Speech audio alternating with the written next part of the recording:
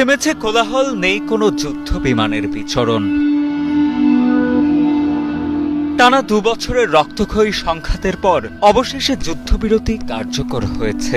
উপত্যকা জুড়ে এখন আর নেই ক্ষেপণাস্ত্রের আচমকা হামলা, নেই বিস্ফোরণের আতঙ্ক।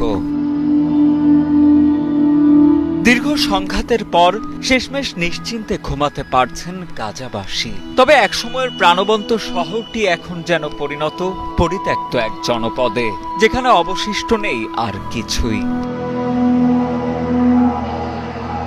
বিস্তীর্ণ উপত্যকায় যেদিকেই চোখ যায় শুধু ইটপাথর আর কনক্রিটের স্তূপ। ভয়াবহ ধ্বংসলীলা কেবল দৃশ্যমান অবকাঠামোতেই সীমাবদ্ধ নয়। হামাস ইসরায়েল সংঘাতে 2 বছরে প্রাণ হারিয়েছে 67,000-এরও বেশি ফিলিস্তিনি, যাদের অধিকাংশই নারী ও শিশু।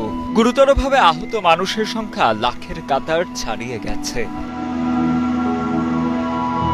জাতিসংঘের হিসেবে গাজার 92% আবাসিক ভবন ক্ষতিগ্রস্ত বা সম্পূর্ণরূপে ধ্বংস হয়ে গেছে।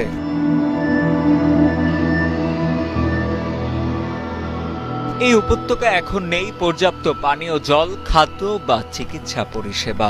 লক্ষ লক্ষ বাস্তুচ্যুত মানুষ এখন খোলা আকাশের নিচে অথবা সীমিত আশ্রয়ে মানবেতর জীবন যাপন করছেন। যুদ্ধবিরতির পর ইসরায়েলি বাহিনী কিছু এলাকা থেকে সরে যাওয়ায় লাখো ফিলিস্তিনি এখন ধ্বংস হয়ে যাওয়া নিজেদের বাড়ির খোঁজে ফিরছেন। দীর্ঘ পথ হেঁটে তারা ফিরছেন সেই শহরে, যে শহর এখন পরিণত ধ্বংসস্তূপে। বাড়ি ফিরেই তারা দেখছেন চারদিকে কেবলই বিধ্বস্ত স্মৃতি।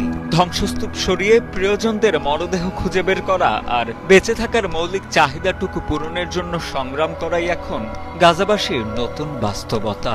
যদিও সর্বশেষ পাওয়া খবর অনুযায়ী গাজায় মানবিক ত্রাণ প্রবেশের প্রক্রিয়া শুরু হয়েছে, তবুও তাই বিশাল চাহিদার তুলনায় অপ্রতুল।